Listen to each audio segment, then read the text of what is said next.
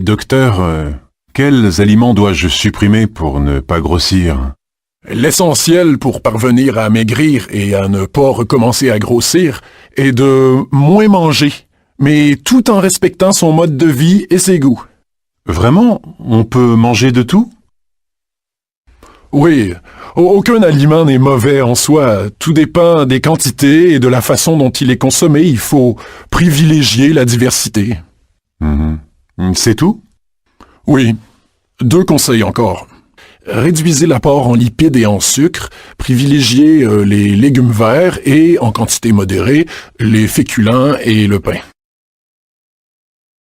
Que conseille le médecin à son patient pour perdre du poids?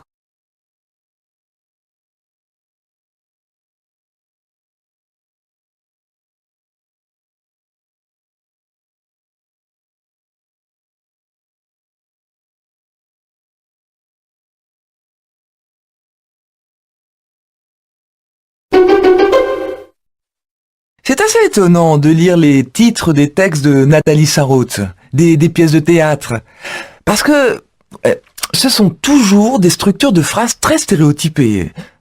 Vous les entendez, c'est beau, pour un oui, pour un non, elle est là, on peut pas faire plus simple. Et en fait, derrière, il y a des gouffres en effet. Voilà, oui. Et puis en plus, elle est très sensible à ce qui, dans le langage, sert de costume prêt-à-porter. Il y a énormément de langue de bois qui est pointée. De lieux communs. Oui, de lieux communs. Elle adore ça et elle le fait partager. Donc les personnages qu'elle met en scène ont des forces énormes, mais qui sont canalisés par ce travail avec les mots. Et il se débrouille avec ça. Qu'est-ce qui caractérise l'écriture théâtrale de cet auteur?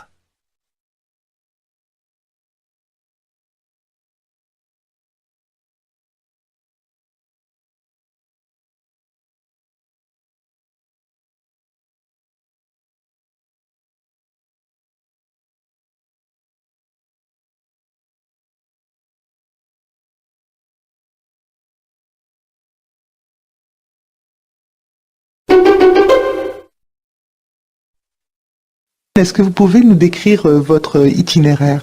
Oui, j'ai fait mes études de comédienne à Montréal à l'École nationale de théâtre dans les années 70. Et puis quand je suis sortie de l'école avec mon diplôme de comédienne, c'était la grande époque héroïque des créations collectives et du théâtre qu'on appelait engagé à l'époque.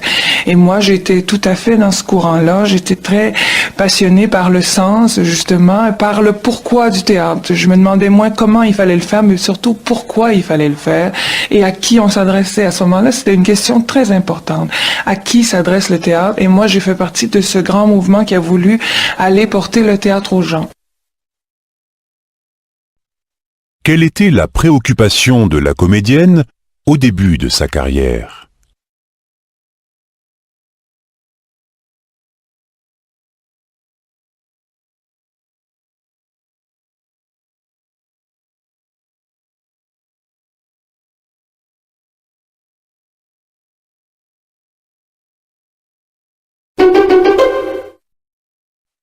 Progresser dans l'entreprise est une question de compétences, mais également d'intelligence relationnelle.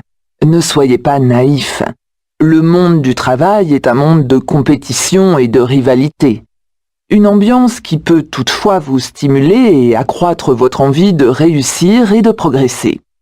Évitez cependant de rentrer dans les stratégies de clan, les querelles, les intrigues au sein de l'entreprise. Le pouvoir peut changer de main à vos dépens. Soyez un observateur attentif des relations au sein du service, cernez la personnalité des uns et des autres, et les jeux de cours sans y participer. Que faut-il éviter pour progresser au sein d'une entreprise?